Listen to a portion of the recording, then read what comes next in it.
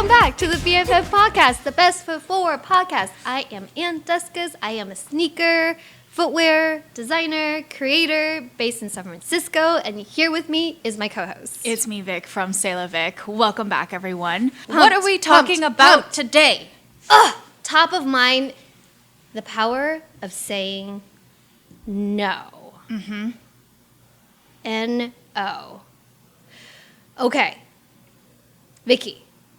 And I feel like we kind of have touched on this subject in season 1. okay.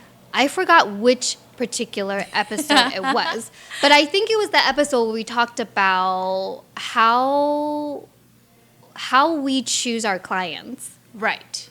Oh, yeah, we touched on that a little bit. I was just going to say, I don't remember anything that we talked about before, so I'm going to have to go back and listen to some of the episodes, but... But yes, you're right. Where we're like, there are certain clients that we will not take because they're just not the right fit for us. Right. So that's a form of saying no. Right. Mm-hmm. And so today, the reason why I really want to have this episode is because I feel like both you and I recently have gone through different experiences and have dealt with different people or project or whatever it is to where we have said no, but it's like not like a I know for sure, like this is a no with conviction. It's like kind of like a I think I should say no, but I don't really know if I'm doing the right thing. And it's like, is this no correct? You know? And so I think it's important for us to kind of hash that out and share with our listeners like what is the thought process, what we're going through, and I feel like it would help a lot of people. Mm-hmm. That's what I think. But totally. Yeah. You're saying this like this uncertainty of like, should I say no? I should be saying no. My gut's telling me to say no. I feel like that's me inside and out. You put on quite a good front because you're like, no. Saying no is so easy to me. Like I know what I'm worth almost, and I know that this is not for me, so I'm going to say no. But could you share, I feel like you have something very recent where, an instance where you've had to say no and it was a very difficult decision for you. Yeah. Or maybe not, maybe it wasn't difficult. Maybe it was just, there was a lot to consider. It was a big decision. And it was just kind of like a timing thing. And I think it's one of those things where why is it like this? Why do you do me dirty like this, universe? Like, you know? Because I feel like, it's one of those things where, you know how like, when people like look for like a significant others, right? Like they want to be in relationship, they're single, but then like they never find anybody, and then it's always that thing where like, oh, it's because you're looking, and then the right person always comes along when you're not looking, and I feel like that's what's been happening to me lately. Yeah. Again, it's such a blessing to be able to be in that position, but it's also like, what a mind bleep. And it's like, why, like, it's such an internal struggle. And so I won't say what who it was, but what I will say is, so I've been running my business for 2 years now. Holy moly. That's crazy. Vicky. Yeah.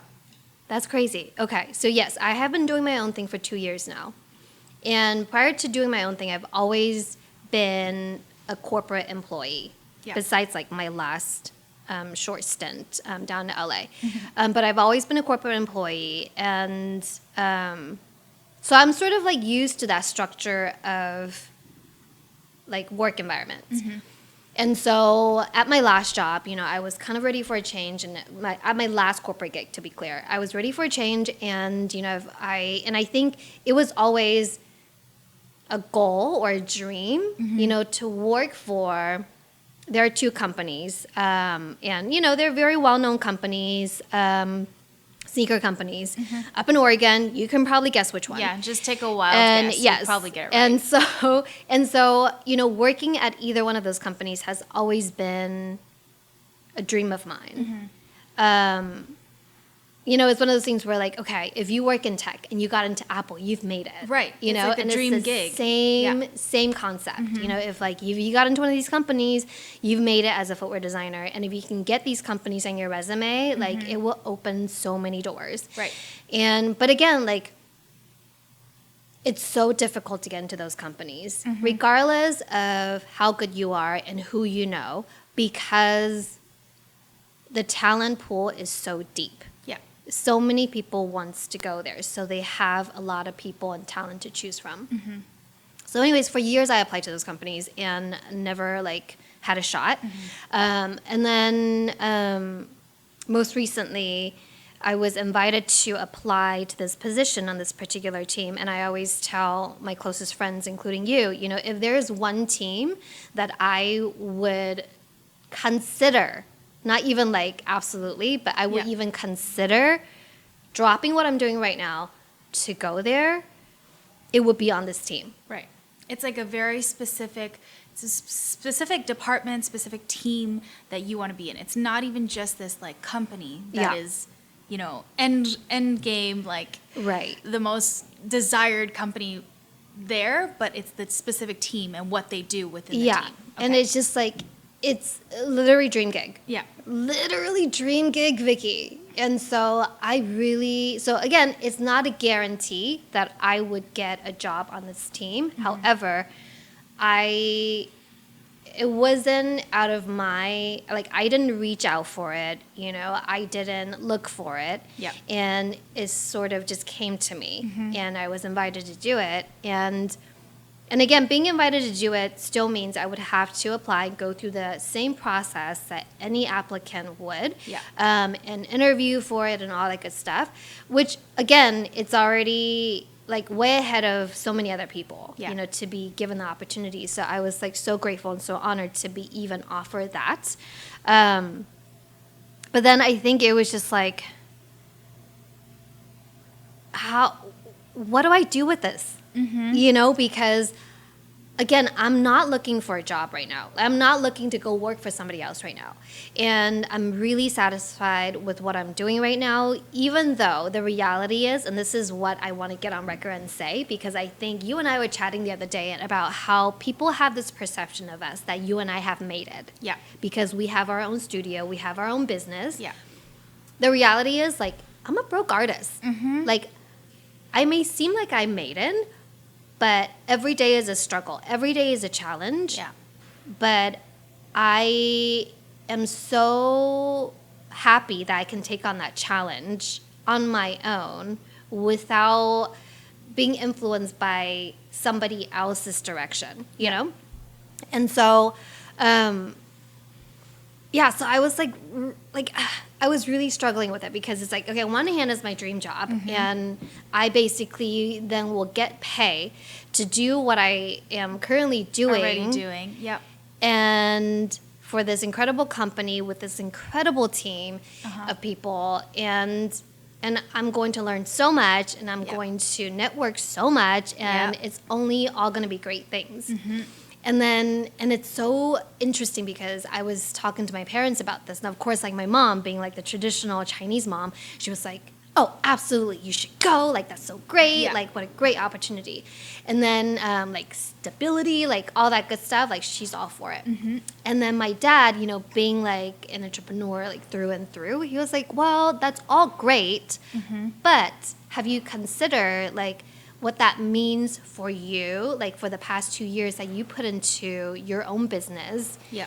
And does that mean like would that have just gone to waste? Because if you were to go work for this company, it just means that you can no longer continue to pursue what you've been pursuing for the past 2 years because it's a huge conflict of interest. And I'm like, damn. I love that mom and dad are like the conscience on your shoulders. It's like one is on one side, one is on the other. Who do I listen to with pros and cons? Yeah. And like, right. Yeah, totally. And then, so after like a long debate, with myself, with my family, with my husband, because it's a really big deal, because it means if I were to apply for this and even have a chance of getting in, like, and for some miracle reason, like actually got the job, then I would have to relocate. You know, pick up my life here. Like, basically, like, I know it sounds, like, insane, but, like, in my life here in the Bay Area, and, like, pick up and go to a new place. Right. And start a new life and career there. Right. And I think I was telling you this, and I think it's so important to share this because I really, like, thought long and hard about this. You know, what is best for me? And it's not just a short-term thing. Like, I need to think about this long-term. And I was talking to, like, a really good friend of mine, and then and I was telling her about, like, my internal struggle with this, and how in the end I did make a decision of, like, not pursuing it, and like decline the invitation to apply. Right. And I was like, yeah, you know, even now just talking about it, like, makes me, like, second guess and cringe if I made the right decision. And because she knew, like, it's always been my dream to get into one of those two companies, and now I have this opportunity and I'm saying no, you know? And she's like, and then so she said it so, like, perfectly. You know, she said, you know, Ann, that was your dream like 2 years ago. It's no longer your dream. Yeah. Your dream right now, like, you're living in it. Like, you're building your dream. And I was like, well done. Yeah, you know, I love like, that well so said. much, Ann. Yeah, You know? and I feel like that's exactly what it is for you. Yeah. And I'm so happy that you have made these choices that have led you to a place where you can say no. Yeah. Because like what you're doing is satisfying for you, is fulfilling, is exactly what you wanted to do. And even if you did this, yes, I think this is like FOMO, so fear of missing out, that's speaking to you. That's like, oh, what if I did this? It sounds like such a good opportunity. So much networking can be done. I can go so far with this. And just the name in itself, working for this company, is going to be major clout, I say, but it's going to be credibility on your resume, right? And your portfolio. However, what you're doing is so amazing already, and it's like the same path almost. You know, you're just doing it on your own, on your own terms too. And I don't think that just because you've turned down this particular opportunity, that just ends there. Yeah, I agree with you. And honestly, and I think I had to come to terms with that because I think a part of me, if I'm being super transparent right now, and I really want to be super transparent to our listeners, is that a part of me was struggling with the vanity aspect of it. It's like, oh my gosh, if I can get this on my resume, or if I tell people this is what I'm doing now, like, how people will look at me differently. Right. You know, because it's such a, like, huge, like, credibility builder. Yeah. You know, and, like, sadly as it is, like, people would just, like, treat you differently because you're on this team working with these people. Yeah. Can I tell you something? Yeah. When we went to Hot Shop, do you remember? I felt like a little kid first time on like a field trip because like this is totally not my area, my field. And so being in a place with a lot of footwear designers, and like when we first heard, it was like, oh, there are designers from Yeezy that are going to be there. And I was like, oh my, like starstruck almost, just hearing the fact that, and I mean, they're incredible people, so definitely worthy of their reputation, but it's just that name that you associate, and you're like, oh, these people must be so talented. You already form this kind of impression on them because of that. So I think I get what you're saying when it comes to credibility and just what people are going to think of you if you tell them, hey, I work for this company and I do this. Yeah. Right. For sure. And so, like, there's definitely a part of me that was, like, really tempted by that aspect of it. Yeah. You know? But I'm like, but then also, like, I catch myself and I'm like, so the F what? Like, you know? And, you know, like, that, like, in the end, what's most valuable to me? And I think from the short time that I've had my own business, which is the last 2 years, again, it's so new. It's still the beginning of it. But I've already realized that what's most valuable to me is time. Yeah. And the freedom of time. Yeah. And that's something that you can't put a price on no matter like how much somebody is willing to pay you. And I think in the end, yes, I declined the invitation to apply. And then I also sort of made it really clear like what's important to me, because again, like, so we're not wasting each other's time. Yeah. I would really consider applying for this job. If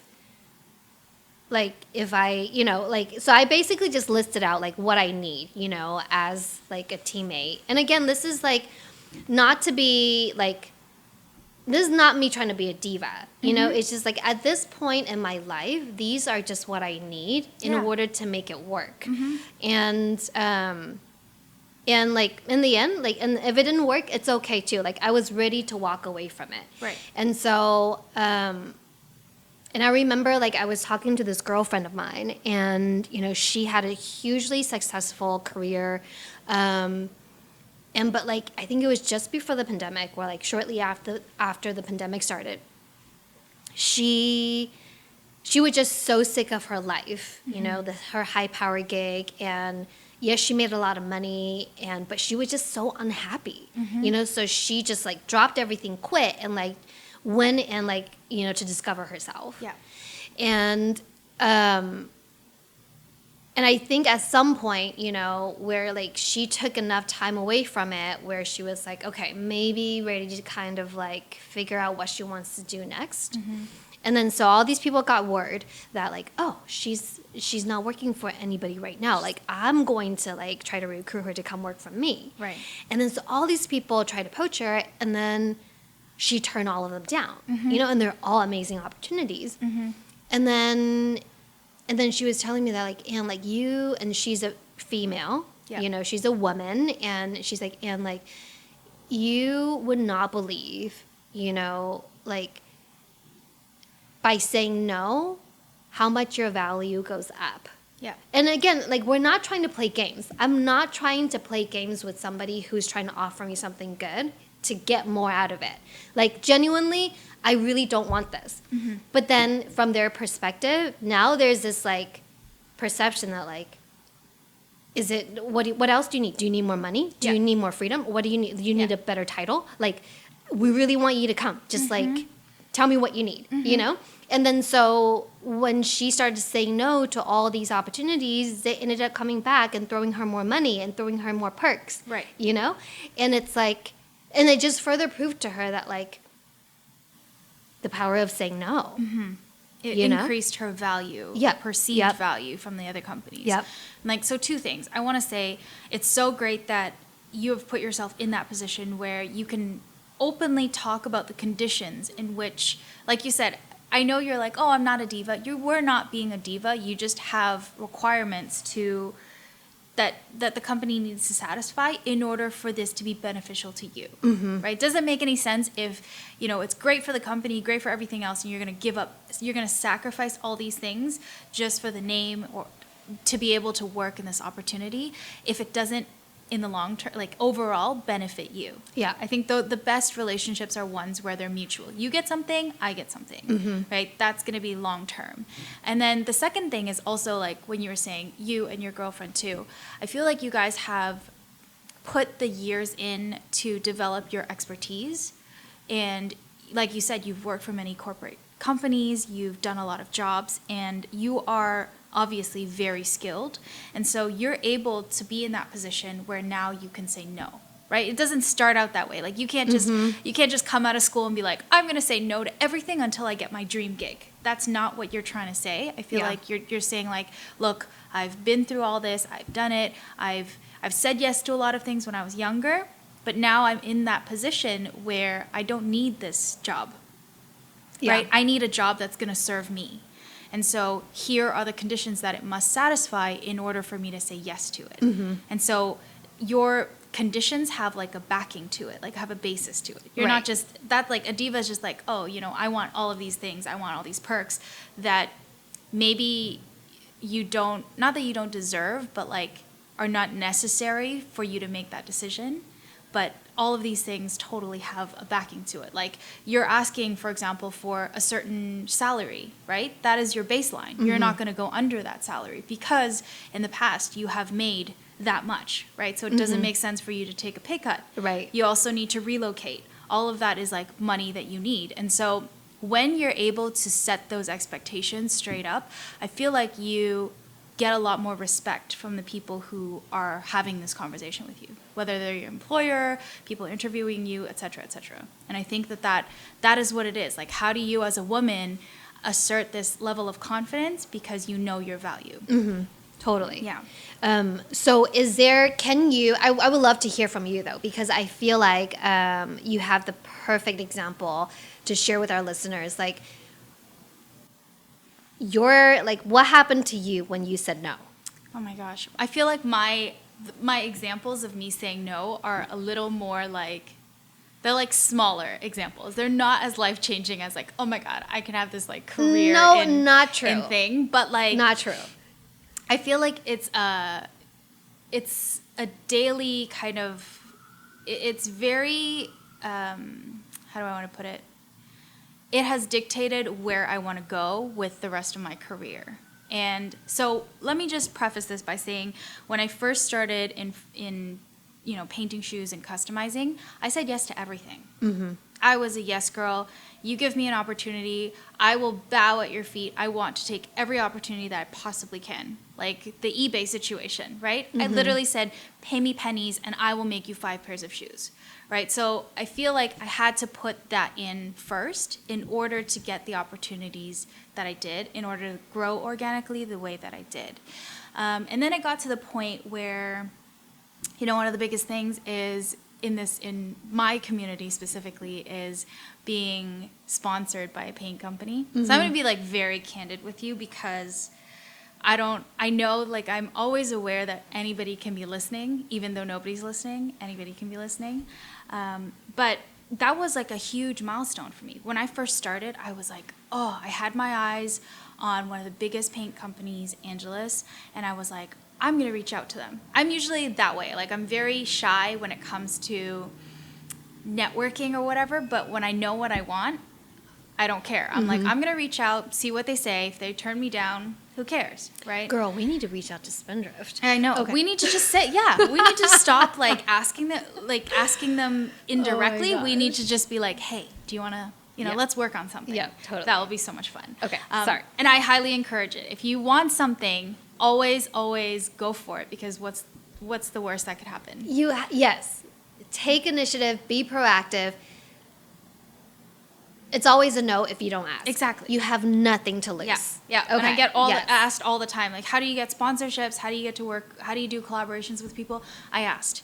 And so, I asked Angelus way Girl, back. we got to do another episode on another power of asking. Yeah. Okay. Anyways. Yeah. So I was talking to them and they turned me down, obviously. Yeah. This was 2 years ago when I first started on Instagram. I thought I was the shit. I was like, look at my stuff. I can paint. All right, hold the phone. 2 years ago when you first approached them, do you remember vaguely how big is your following at the time? I think I barely had 1,000. If I had 1,000, maybe 1,000 something. I was really excited. If you scroll all the way down, you'll probably see Angela said no to me, but then they also sent me like a care package. And I was like, oh my God, first time this company is sending me paint. Like, what the heck, And I was super, super excited. And, that for me was a big milestone. And I was thinking to myself, I want to be a sponsored artist. I'm looking at all these people, free paint, that sounds amazing. Mm-hmm. Fast forward to 2 years later.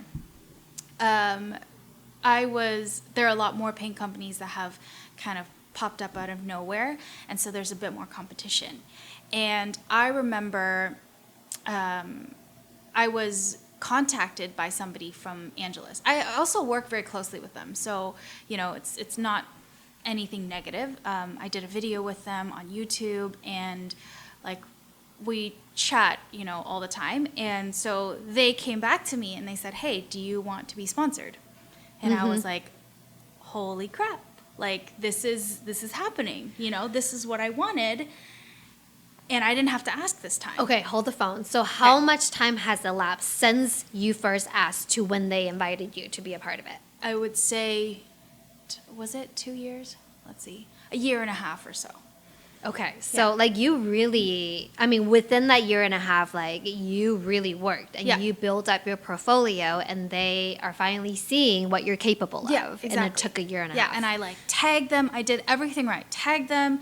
I used their paints. I posted them, created content, all of that stuff. And they reposted you're my stuff. promoting their products for free. Let me just say, Right. because you're buying the products yourself, Yes. and you're tagging them. They're in your photos, all the things. Yes. So got to the point where I was like, okay, this is my business. I stopped working and I need income. You know, this is also around the time, this is actually around the time when we were talking about getting a studio together. All right, now I have more overhead that I have to worry about. This is more like becoming more and more real, where I need to be able to sustain doing this full time and not having a side gig, right? And so when they contacted me, I was like so tempted to say yes right away. But my first question was, am I allowed to use products from other companies? And at the time, I'm like sponsored by like a top coat company, which have been really good to me. They send me whatever I want, whenever I want. And I was like, I prefer this top coat over your top coat, for example. And they were like, so I'm going to be very honest, and this is going to be out there. This is crazy, Ann. You heard it here first. But basically, I said to them, I want to be I want to continue using the products that I believe in. That to me is like my integrity. I don't want to go online and be like, I love all of your stuff. You know, like this company that I'm working for makes the ultimate best stuff, because I know as an artist, you shouldn't just be sticking to one brand. You should be using the best things out of each brand. Yeah. Right? Like you need to test all the things. And if there's something that's better, but from a different brand, then that's another tool in your toolbox that you should be able to take advantage of. And they said to me, no, you couldn't. But also there are other artists within their lineup that do use other brands, right? But they said to me, this would be really confusing to our audience if you were sponsored by us, but you're using another brand. And I was like, hey, you know, like, let's talk about it. So I went through the process of like, let's have a phone conversation. Let's, you know, see if we can negotiate something, because I'm not willing to budge. I just have my, like, what I believe is my integrity that I have to protect, right? And so, you know, more time goes by, more paint companies, 3 other paint companies actually reached out. They wanted to be like my sponsors. They want to have me exclusively use their products. And the funny thing is, so what I ended up doing with Angelus is I wrote out a pros and cons list. Love a good pros and cons love list. that. And I go back to it every single day. It's in my notebook, and I'm like, what are the pros and cons of me accepting this? And the pros were, okay, I'm going to be part of this huge group. There's going to be a great lineup of artists. I'm going to be in that lineup. And anything that I post, they're going to repost for me. So I'm going to get more engagement, more people, more eyes on my stuff. And that was it. Or like paint, you know, but like how much is that paint worth? I don't go through a lot of paint. You know the way that I paint. It's like a little dot of paint, you know. And so I knew that the turnaround and the number or the amount of paint that I was going to get was not worth it. I can pay, let's say I use $500 of paint a year. That's $500. That's fine. Yeah. Not honestly, not a big investment when it comes to the grand scheme of your business, right? What am I losing? I'm not able to work with other companies because my name is under, you know, this sponsorship. I can't speak openly about what I like and what I don't like. That was a huge one for me. I'm doing free promo because, you know, this is my full-time job. Social media is my full-time job. I get collaborations and sponsorships with companies where I get paid to put out posts. You know, and not that this is about money, but literally that is my value. And I'm doing that for free for a sponsored company that's not paying me for it. Yeah. Right? And the list goes on and on and on. And they were all cons. Yeah. And I was like, okay, then it's very obvious to me. Even if I feel FOMO, to this day, I'm like, oh, all these, like, I have friends who are sponsored by them. I have people who I respect who are sponsored by them. Am I missing out on anything? Not really. And after saying no, the moral of the story was the 3 other companies that reached out actually sent me more paint. So by saying no, I actually got to try paint from all of these companies, the whole spectrum. Everybody sent me free paint. And now I have the option of speaking my mind and telling you. So if somebody asks me, hey, what paint is the best? What would you recommend? I can literally tell them the truth without having to be afraid that I'm stuck within some kind of like contract or verbal contract with this company where I have to say all of your stuff is great and nobody else. I can't talk about anybody else. Yeah.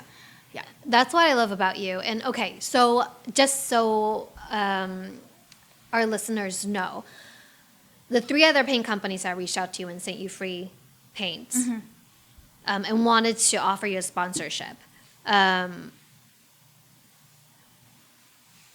Did you guys discuss, is it okay for you to use other paint if you're sponsored by them? Like, what was that conversation like, you know, the same conversation that you had with Angeles? Yeah, like, I had the exact same conversation with all the other companies. And I said, hey, look, I love to experiment with new stuff.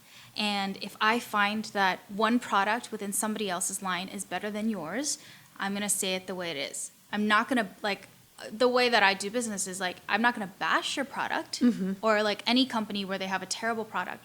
I would just rather not mention it. Yeah. You know, I just won't recommend it per se, but, you know, I want to be able to voice, like, which one is best. And there were a couple companies that I spoke to that were happy to do that. They were like, we want everything to be organic.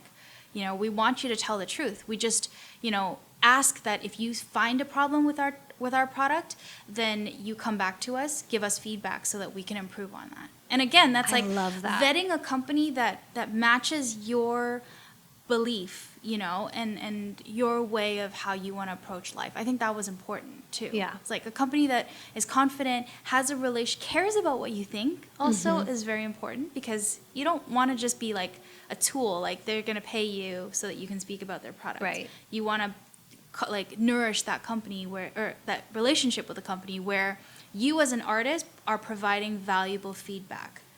Right, because essentially that's what it is. And I put a value on my thoughts and like which products I want to use. And so that was a pivotal point for me, in that anything that I stand behind or whatever, it's because I wanted to do it, not because I got paid to do it. Yeah. Right. I love that. I absolutely love that, because I feel like this is turning into like a sponsorship episode, but I feel like that is not talked about enough by sponsor artists. Is what are the expectations?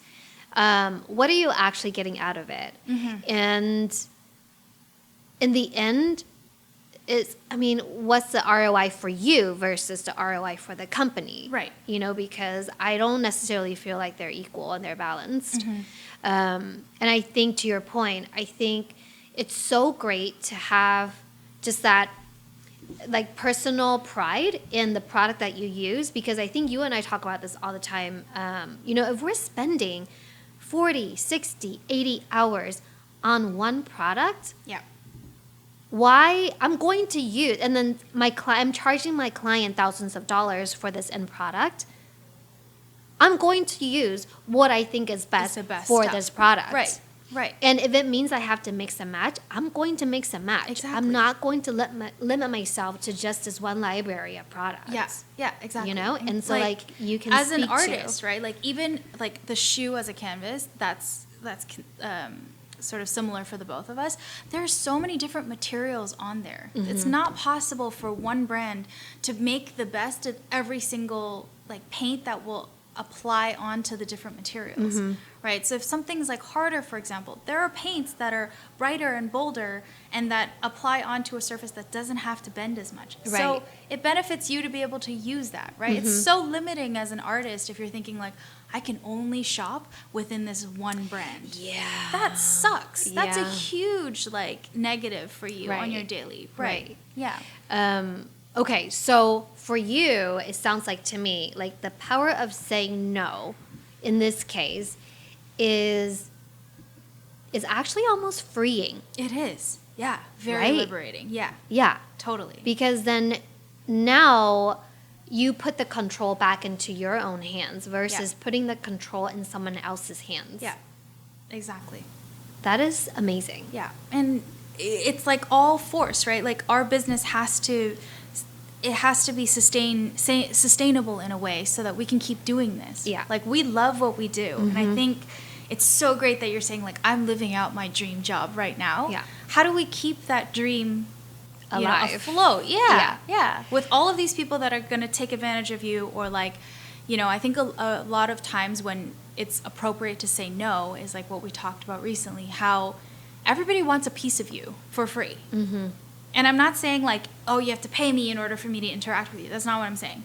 I'm saying a lot of people demand from you, like you get DMs, you get emails where it's like, tell me how to do this. I want to know this. I want to know that. Without any kind of like courtesy, without etiquette. They just want a piece of you. And it's like, I don't owe you anything. And also, I'm taking time out of my day to spend time communicating, doing all of this stuff where I'm not productive. Yeah. And who's going to pay me for that? What's going to happen? Like, I think that's the issue. Like, a lot of sneaker artists are kind of suffering with that, is that you're not valuing your time enough. And I feel a little squeamish sometimes saying that too, because it feels like, oh, you're all about money. That's not what this is. It's literally that to keep our businesses afloat, there are certain things that we have to charge for. And there are certain things that are not worth our time. Yeah. So we have to say no to. Yeah. And I think that's very important. Yeah. Yeah. Okay. Lastly, before we go though, I do want to ask you, when you finally decided to say no or decline the wonderful offer that Angelus has offered you as a sponsor artist, like after you've declined it, how did you feel? Scared. So scared. Right? Yeah. Okay. Yeah. I just Did you wanted feel to the confirm same? that. It's like, what did I just do? Like, Yeah. you're so foolish. Yeah. Like, Yeah. Yep. Right. Like, Okay. who am I? I say turned down no. what? Yep, Yeah. Did yep. you feel that way too? Oh, absolutely. Okay. Like I have like, basically even just like the moment where I like press send on that email. I mean, first of all, I dropped an email and it sat in my inbox overnight because I was like, let me sleep on this. Yeah. And then when you finally like click send, you're like, oh, Right? Like shivers. It's like, Yeah. what the hell, Yeah. So I want everyone to know that you are not alone. Honestly, like if you've ever, have said no to something that you're unsure of or have some sort of regret immediately after you've said it, but eventually felt better about it, because I eventually felt better about it, and Okay. it sounds like I was you gonna have. ask you, do you regret this decision? It's been a while. No.